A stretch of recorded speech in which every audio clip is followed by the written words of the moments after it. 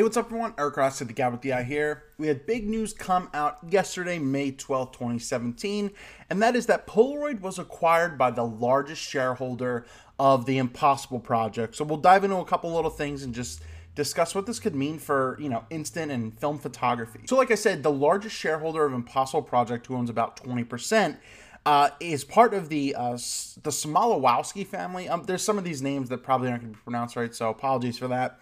But that family has now acquired and bought into Polaroid. Now, the numbers are not officially out on that yet. I don't know if they will be published anytime soon, but we can update that if available. But whatever, that's beside the point.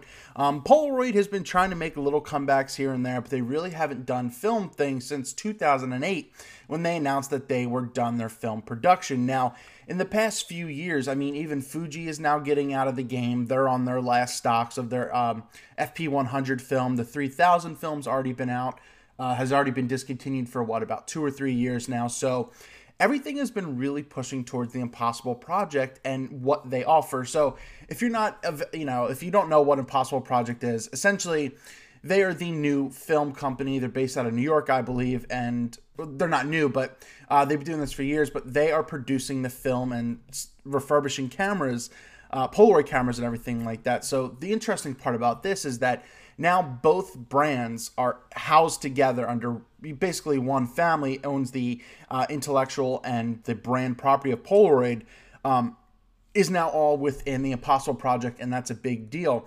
So they this Impossible Project, they refurbish old Polaroid cameras. The big part is they sell the film, but the film is stupidly priced. I have a couple just because I wanted to test it out.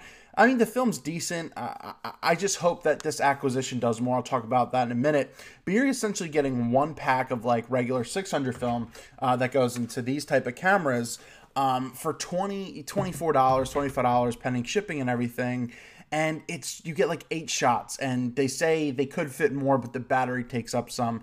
It is an absurd, price to charge for something like this, especially for only 8 shots.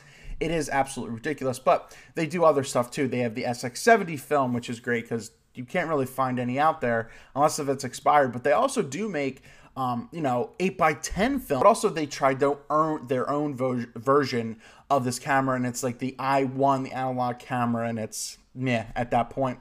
But the whole big part of this is that now Polaroid is under the Impossible Project brand. So all of the property, everything is within them. And in 2008, Impossible Project actually bought the last factory pretty much in existence from that Polaroid was using. I believe it was in the Netherlands for $3.1 million.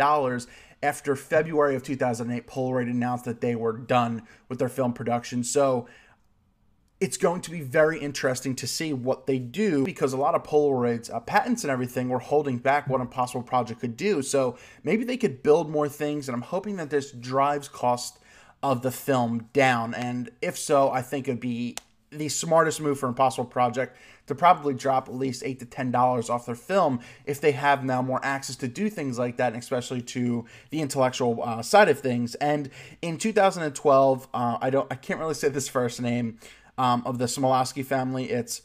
He's the elder now, though. Wyacheslaw Smolokowski acquired 20% of Impossible Project, and the family owns the largest share take in Impossible Project. But he was persuaded by his son Oscar, who in 2014 took the CEO title. So there are some smart business decisions in this family, and this is a very good article that breaks down a lot more than what I said.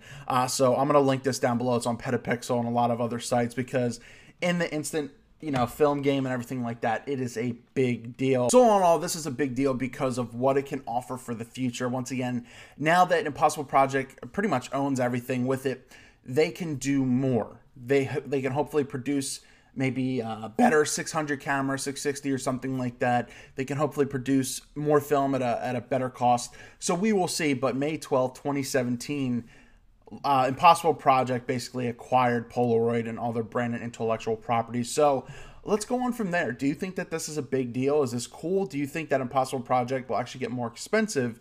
Let me know down in the comments below. Have you used Impossible Project or anything? Do you feel maybe $25 for an 8-shot or 10-pack of film isn't a bad price? Or do you feel that it's a little ridiculous and outrageous? And that's kind of where I lie. But it'd be interesting to see where you guys come from. Thank you so much for watching. Eric Rossi, the guy with the eye. Impossible project. Please do us well.